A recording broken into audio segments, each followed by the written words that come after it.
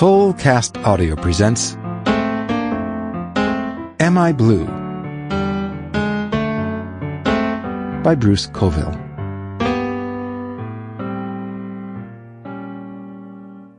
It started the day Butch Kerrigan decided I was interested in jumping his bones. You little fruit! I'll teach you to look at me! A moment or two later, he had given me my lesson. I was still lying face down in the puddle into which Butch had slammed me, as the culminating exercise of my learning experience, when I heard a clear voice exclaim, "Oh, my dear! That was nasty! Are you all right, Vince?" Turning my head to my left, I saw a pair of brown topsiders topped by khaki pants. Given the muddy condition of the sidewalks, pants and shoes were both ridiculously clean. I rolled onto my side and looked up. The loafers belonged to a tall, slender man. He had dark hair, a neat mustache, and a sweater slung over his shoulders. He was kind of handsome, almost pretty. He wore a gold ring in his left ear. He looked to be about 30. "Who are you?" "Your fairy godfather. My name is Melvin. Come on, stand up and let's see if we can't do something with you." "Are you making fun of me?" After Butch's last attack, I had had about enough of people calling me a fruit for one day. "Moi?" cried the man, arching his eyebrows and laying a hand on his chest. "Listen, honey, I have nothing but sympathy for you. I had to deal with my share of troglodytes when I was your age, and I know it's no fun. I'm here to help." "What the hell are you talking about?" "I told you, I'm your fairy godfather." He waited for me to say something, but I just sat in the puddle, glaring at him. It was uncomfortable, but I was already soaked right through my undershorts, so it didn't make that much difference. "You know, like in Cinderella?" "Go away and let me suffer in peace," I growled, splashing muddy water at him. He flinched and frowned, but it was a reflex action. The water that struck his pants vanished without a trace. I blinked and splashed at him again, this time spattering a double handful of dirty water across his legs.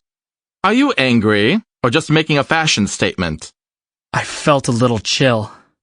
No spot of mud nor mark of moisture could be seen on the perfectly pressed khakis. "How did you do that?" He just smiled and said, "Do you want your 3 wishes or not, Vincent?" I climbed out of the puddle. "What's going on here?" He made a tisking sound. "I think it's pretty obvious," he said, rolling his eyes. "Come on, let's go get a cup of coffee and talk.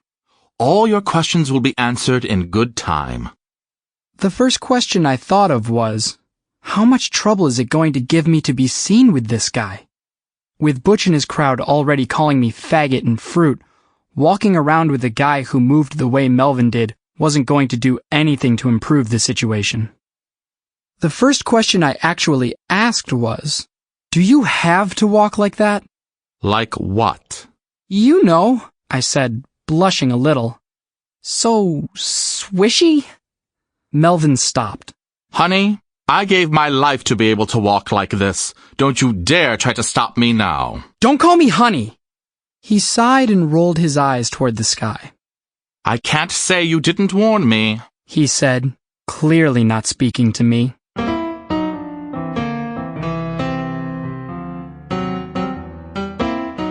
We went to a little cafe on Morton Street called Pete's. It's mostly frequented by kids from the university, but some of the high school kids hang out there as well, especially kids from the theater group. "Not bad," said Melvin as we entered. "Brings back memories." Things were slow, and we found a corner table where we could talk in private. "Okay, what's going on?" I won't relate the first part of the conversation, because you've probably read a lot of things like it before. I couldn't believe what he was saying was real, so I kept trying to figure out what this was really about. Candid camera, an elaborate practical joke, that kind of thing. But after he instantly dried my puddle-soaked pants by snapping his fingers, I had... Sample complete. Ready to continue?